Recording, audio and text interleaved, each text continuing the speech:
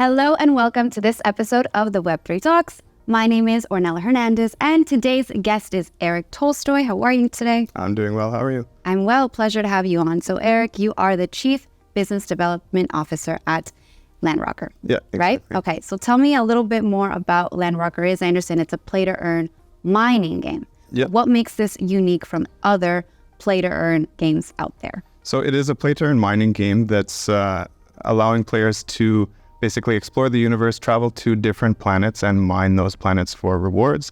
There's also a kind of battle component, racing component. There's kind of side games as well. But the main focus is to let the players travel to different planets and mine them for rewards hidden inside.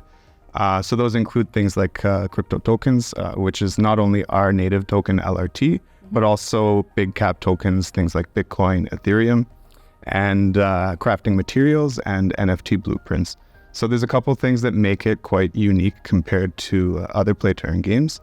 One of which is how we're using blockchain in the game. Mm-hmm. So we're not just using it for the tokenization of assets.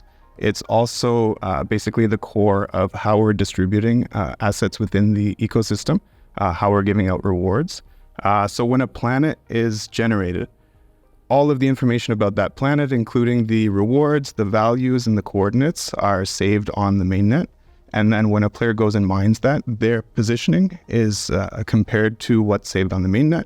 Okay. And that ensures basically that whatever they come across while they're mining is exactly what they're getting. It's a completely kind of transparent process. Okay, I see. That sounds exciting. So I understand it's also in a light version right now. The full launch won't happen for another couple of months. So what's been the feedback so far from the players that you've heard? So it's been pretty great, honestly. We started the light version during the bear market, and we've had about 75,000 users to date playing that browser-based light version. And this is mostly organic. We didn't really do a lot of pushing for user acquisition over the bear market. And now we're about 2 months out from launching the full game. We're in the token pre-sale right now. And it's really exciting. We're kind of at the end of the road. And it's a perfect time in the crypto market. Obviously, everything is hot now. Yep. Retail investors are coming back in. So okay. So how does that affect the development of games and play-to-earn games now that we're entering this bull market again? Well, it definitely is attracting more of the kind of Web2 gamers and generally the retail investors. You've seen, I'm sure, over the last few cycles, it's always when everything is at the all-time high that the retail investors start getting excited and coming back in. So it's getting a lot more attention. And this is the first cycle now that we have big institutional kind of support as well, obviously with the ETFs, big investment companies like Blockrock coming in. And it's a good time to be in crypto. Okay, I agree. I agree with you. I think that's why we're both here. All right. And so I want to settle this debate with you. We've been using the term play to earn, but I know it was a little polemic for a while. People wanted to instead say play and earn. So what are your views on this nomenclature?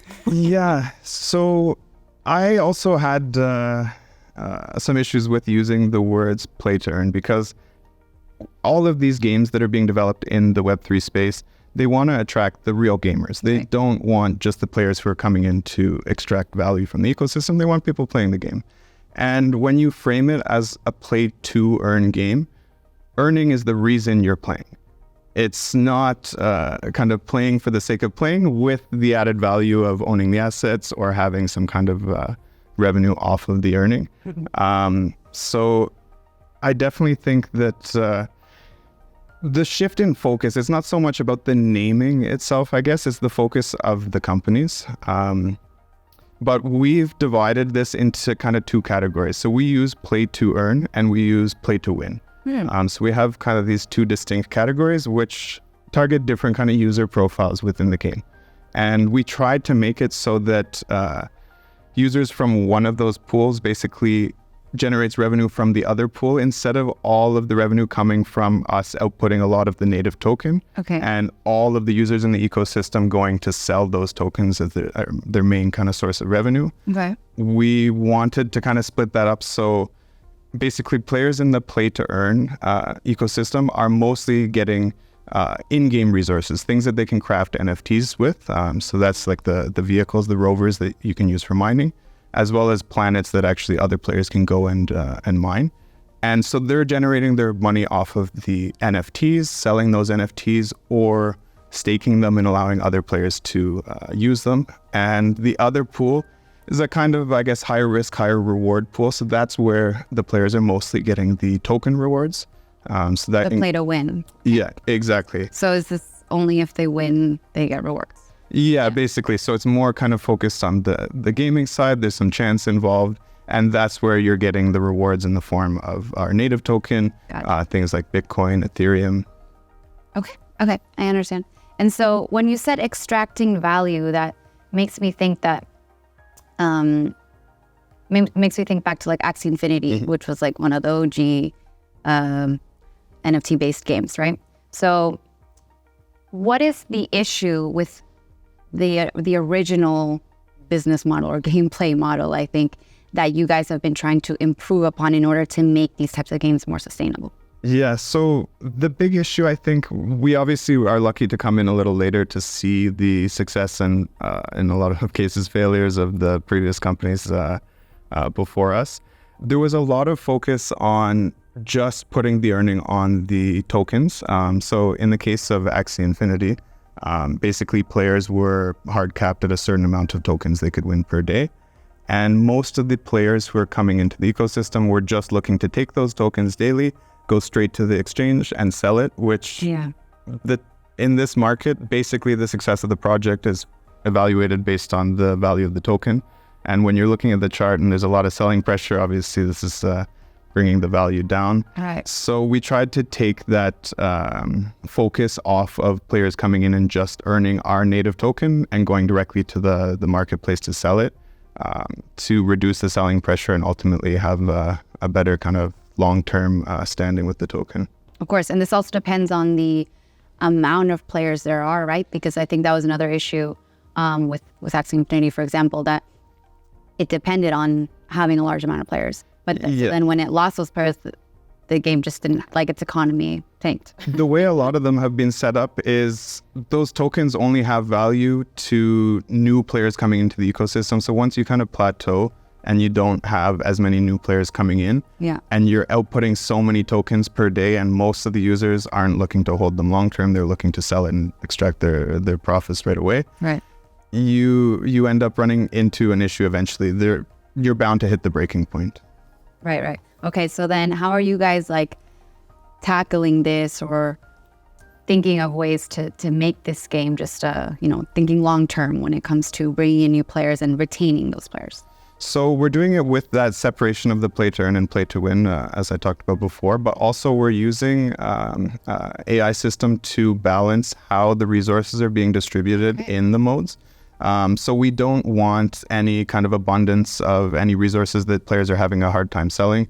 So basically we're actively monitoring how much of any given resource, in-game resources, things like the crafting materials and blueprints, are in circulation, and adjusting the outputs to kind of keep that balance. So the crafting materials are all based on elements of the periodic table, things like carbon and aluminum and hydrogen and these types of things.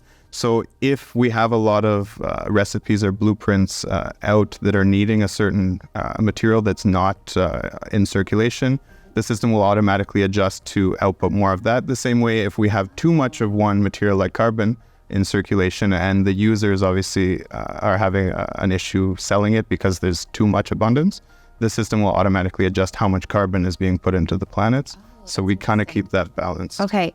Can you talk to me a little bit more at a higher level of the AI technology and tools that you're using to monitor all this activity? Yeah, so I'm not super deep on the technical side, but we're using AI in a few ways. So one is for the kind of monitoring and adjusting of the resources in the pool.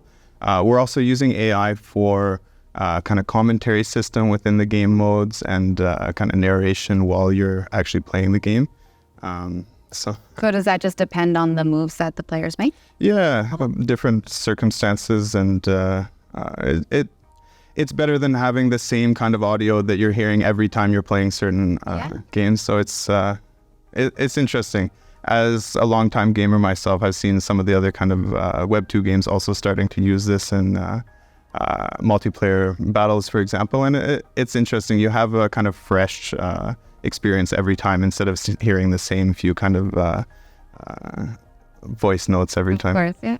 Makes sense. Okay. So tell me about your favorite game since you've been a gamer most of your life, I understand. Yeah, I have. I started playing on Super Nintendo, but really got into it in N64 days. I was very big. 64.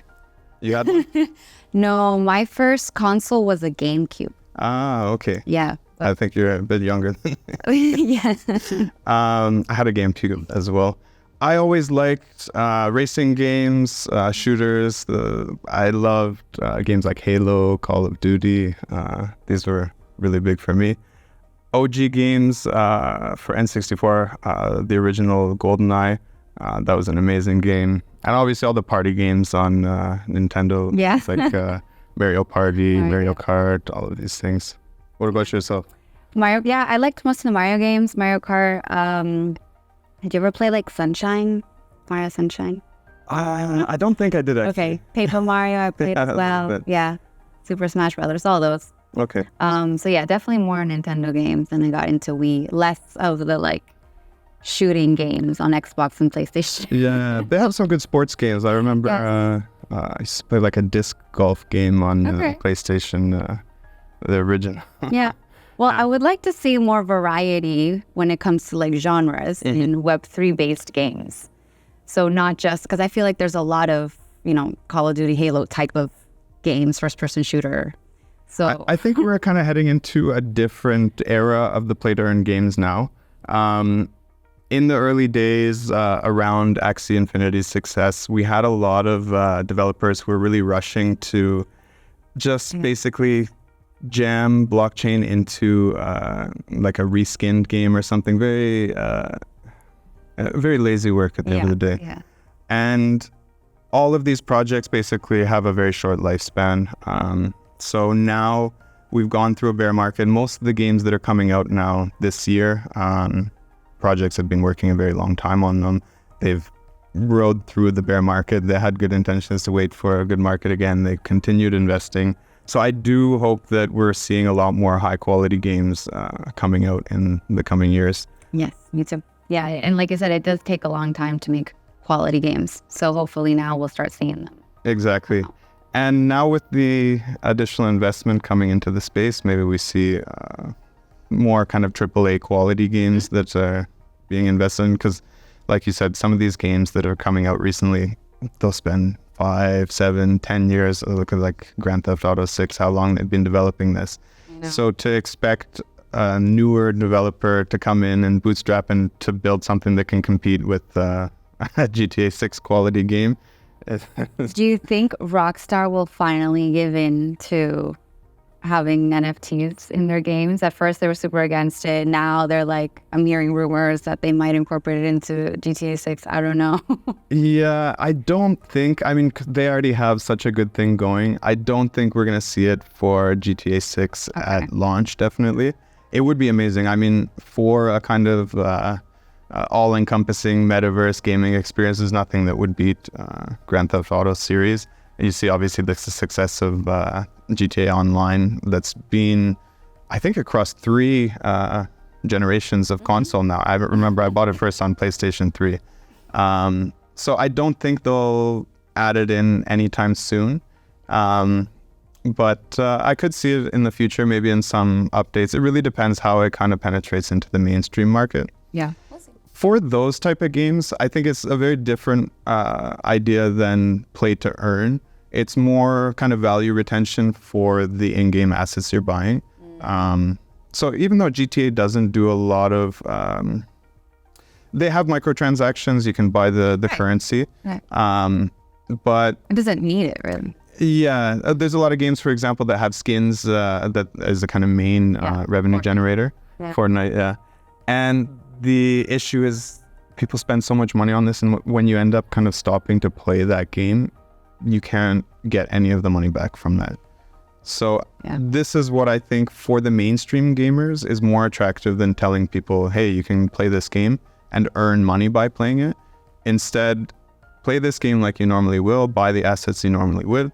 When you want, you can sell them, or sometimes you might even make money. But even to give the gamers the idea you're going to get maybe 50% or 70% of the money invested back, that's still a win to the traditional gamer. Yeah, for sure.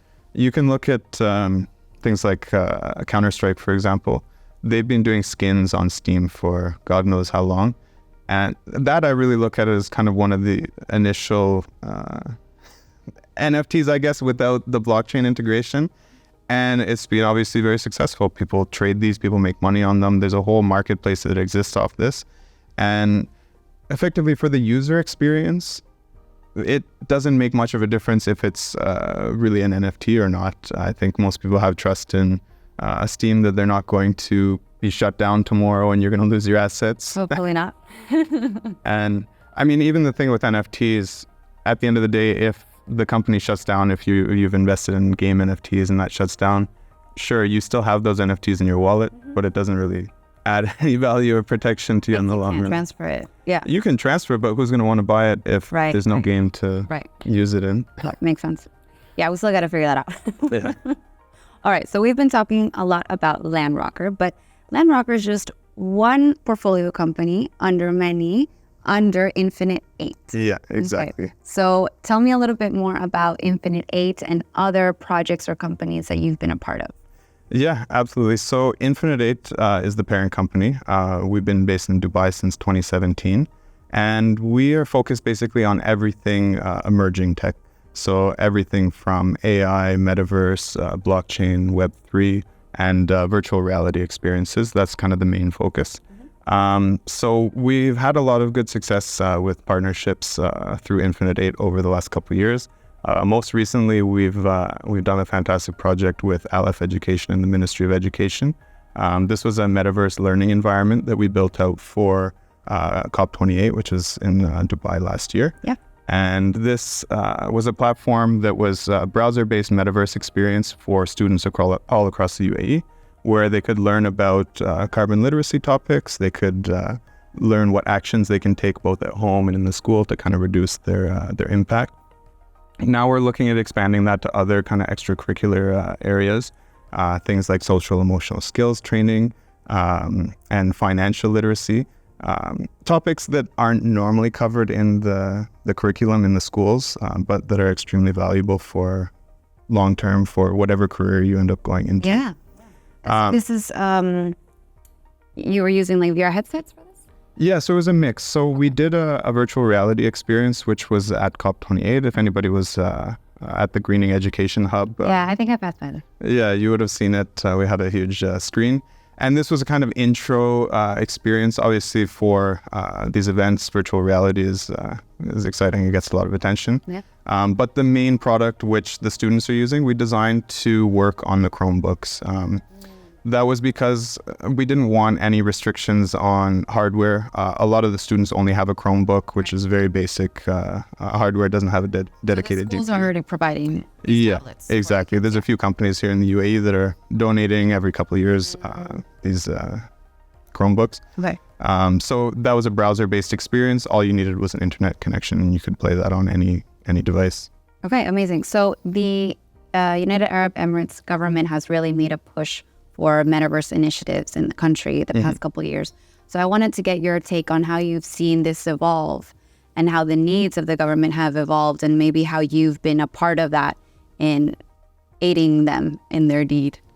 Yeah, I think honestly we're very lucky to be here in Dubai with a very kind of forward-thinking government that has a strong vision of where these things can go and sees the potential in them. I think one of the issues with Metaverse initially was people were exposed to things like the Sandbox and Decentraland, even Meta's platform. And when you look at that, it's not a wow kind of this is the Metaverse. It's not like the Ready Player One like experience where you're thinking people are going to live in this space. Quality-wise, you mean? Quality-wise, just in graphics, terms of the functionality. what you can do there. It was mostly kind of socializing. Okay, you can have virtual offices and these types of things, but it didn't really have a strong use case. I personally think we're still quite early for the full-fledged metaverse that people will maybe live most of their day inside. Yeah. And it's better to focus on these very specific use cases, things like education platform, or there's a lot of kind of vocational skills training, these type of things that... In the medical field especially as well, I think. Yeah. Definitely. Actually, there's a lot of technology that's integrated into kind of training for surgeons and doctors, and even on a broader scale, things like customer service. I've seen one interesting project that it was using virtual reality for delivering feedback as a kind of manager. So you played two roles. So the first time you would go through and deliver the feedback, negative feedback to the employee. Okay. And then you would actually flip to the other role. You're now the employee listening to yourself deliver that feedback. Okay. So you see from the other perspective how you delivered that, and you understand when you're sitting in the other seat, kind of, oh, I could have worded this better, I could have softened this. Right. And then the last phase is you go back and you kind of rework it and deliver that feedback again. So it simulates the scenario so that you know how to react and exactly. improve. So it's interesting. There's a lot of applications for it, but I think again, using it for these very specific purposes shows people what power this tool has. And if you throw them into a very general space like the sandbox, have you explored the sandbox too much? Yeah, I have. And did you go back after the first two or three times? So the thing is that I would go, I think it made sense whenever there was like an event, right, to go to. So Decentraland had like Fashion Week. Or if you were going to attend a concert or something, right? You would just go for like a specific activation. But it's not like something I would just like, if I have a few hours to kill, I'm just going to spend time in it. No, I haven't gotten there yet. Yeah. I don't think with those platforms, unless they make major changes, we will. It needs those events to bring people in. Right. But video games is, I think that the worlds created in these games are a form of metaverse, right? So it's a way to get more people into to understand maybe a little bit more about this evolution of the internet, which is basically what the metaverse is. Yeah, absolutely. Without the blockchain integration, a lot of these games are basically metaverse, things like Grand Theft Auto, even Fortnite, with the events that they do, the concerts and stuff. It is a form of the metaverse. And at the end of the day, these things all need to be linked together into one kind of easy to navigate platform. I think with that idea of the metaverse, you do lose the kind of immersion when you have to jump from different platforms and you have to jump from different chains if you're connecting your wallet. It's still not the most user-friendly. So I think that's something that we'll see kind of improving over the next couple of years. More and more companies are looking how to make this very seamless for users. With LandRocker, we just recently partnered with Immutable. So thank you. They're basically, to me, they're like the Epic Games of the play to earn space gaming. And one of the things that they've been very focused on is that adoption or onboarding for traditional gamers. So they have their passport system, which we'll be integrating into LandRocker, which basically if you're coming in, you don't have your own wallet or MetaMask or something. You're doing a similar process to like a Google sign-in. Oh, okay. Everything is connected to your email. Automatically, your wallet is created on the back end, but you don't have to go through the steps of recording all of your keywords and everything. All right. So then walk me through the next 6 months for LandRocker. I know you guys have the full launch coming out and the token listing. So tell me a little bit more details if you can. Yeah, absolutely. So we'll be launching within the next quarter, Q2 of this year. So that means both the launch of the 3D game, the listing of the token, and then the shift of focus with our marketing. Right now we're in active pre-sale. We have about 600,000 left to sell in the token pre-sale. Once that's complete, then we'll focus more on the onboarding for users. We already have a pretty strong initial user base. Again, about 75,000 unique wallets have played the light version. And I think the timing is perfect. It's going to line up pretty close to the Bitcoin halving. Oh, yeah. So we'll be able to catch the buzz of everybody coming in. Everyone's saying, this year is all about gaming tokens and AI-based tokens. Yeah. So we have the gaming token, we have AI integration. So I think it should be a good run-up that we have with the project. So launch within the next few months. Listing. First on decentralized exchange, kind of build up the trading volume and then start listing on centralized exchanges and just focus on getting as many users in as possible. And where can people go and play? So if you go to LandRocker.io, you'll be able to see everything about the game. You'll be able to register for all of the information when it goes live. And even when we launch, actually, we'll have 2 versions of the game. So there will still be the light version, which is available on web browser. As well as the fully 3D downloadable version. We wanted to still cater to 2 different kind of audiences, or players that are playing the 3D game while they're on their commute to work or something. They don't have obviously a console or a laptop with them to play a full game, and they don't have the time to. So is there a mobile version too? Yeah, we're working as well on Android and iOS versions. Okay. Amazing. And yeah, we want people to kind of be able to jump in and play however they want. If they want to manually control things, or if they want to automate it, they can use the light version and really kind of cater to as many different types of gamers, as many different user profiles as we can. All right. Well, I look forward to playing. Everyone go check out LandRocker.io. And thank you so much for your time today, Erik. It was great. Thank you so much for having me. And everyone, thanks for watching this episode of the Web3 Talks. Make sure to check out other episodes while you're at it, and I'll see you guys next time.